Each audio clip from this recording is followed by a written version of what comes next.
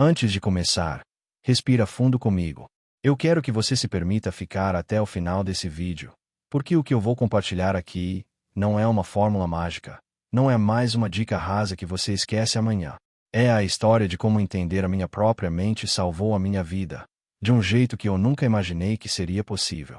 E se você está aqui agora, talvez seja porque também está procurando esse ponto de virada. Então já se inscreve no canal, deixa o seu like e ativa o sininho, porque eu garanto que esse conteúdo pode fazer diferença real na sua caminhada.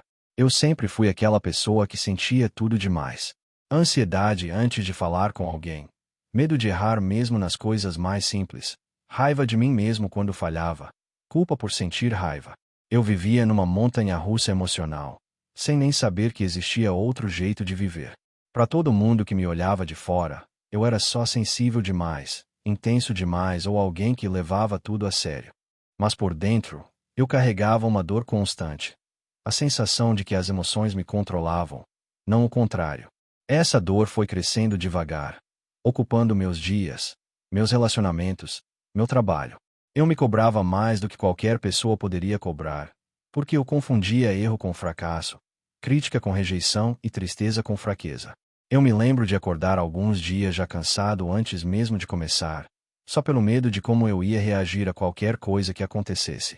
E isso foi corroendo minha autoestima, sem que eu percebesse. Foi numa tarde comum, depois de mais uma discussão boba que virou tempestade, que eu percebi que algo tinha que mudar. Eu estava tão cansado de me sentir refém de tudo que sentia, tão cansado de machucar pessoas que eu amava sem querer, só porque não sabia lidar com aquilo que vinha de dentro. Eu lembro de ter sentado no chão, sozinho, respirando rápido, coração disparado, aquela sensação de que eu ia explodir ou sumir. E no meio desse caos, uma pergunta veio na minha cabeça: por que eu sou assim? Não foi a primeira vez que me perguntei isso, mas foi a primeira vez que, ao invés de me julgar, eu quis de verdade entender. E foi ali que começou tudo. Eu comecei a pesquisar sobre inteligência emocional, sem nem saber muito bem o que isso significava. Descobri que não era sobre controlar as emoções como quem aperta um botão para desligar a tristeza ou a raiva. Era sobre reconhecer, aceitar, dar nome ao que eu sentia. Era sobre entender de onde vinha cada medo, cada insegurança, e aprender a responder de forma mais saudável. E pela primeira vez, percebi que não era fraqueza sentir muito. Era fraqueza não saber o que fazer com o que eu sentia. Eu comecei devagar. Em vez de reagir automaticamente, eu tentava identificar: o que é isso que eu estou sentindo agora? Às vezes era vergonha disfarçada de raiva. Às vezes era medo disfarçado de crítica. E só de dar nome, eu percebia que aquela emoção não era tão gigante quanto parecia. Era só uma parte de mim tentando me proteger, mesmo que do jeito errado. No começo não foi fácil, porque a verdade é que a gente está acostumado a reagir no automático. Mas cada vez que eu parava para me perguntar o que eu estou sentindo, antes de explodir, antes de me culpar, eu me sentia um pouco mais no controle. E isso, aos poucos, foi mudando tudo. Eu passei a perceber que eu não precisava ser prisioneiro das minhas emoções. Que sentir medo, raiva ou tristeza não me tornava fraco, só me tornava humano.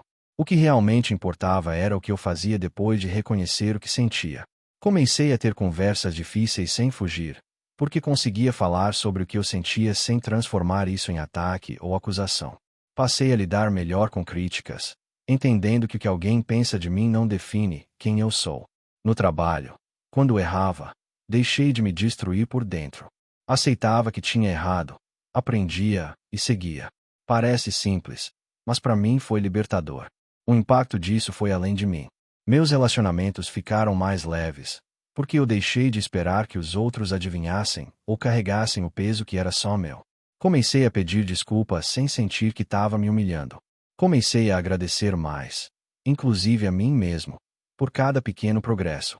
E nesses momentos, percebi que não era sobre parar de sentir, mas sobre parar de sofrer sozinho com o que eu sentia.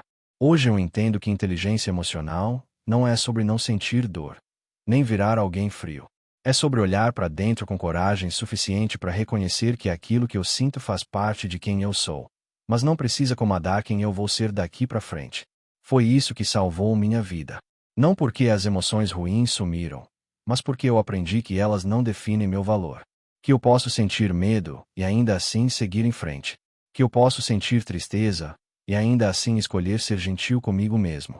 E eu não digo que foi fácil, nem rápido. É uma prática diária, às vezes cansativa, mas incrivelmente libertadora. Porque cada vez que você escolhe não reagir no automático, você mostra para você mesmo que é mais forte do que parece. E no fim das contas, é essa força silenciosa que constrói uma mente mais equilibrada, relações mais saudáveis e uma vida mais leve.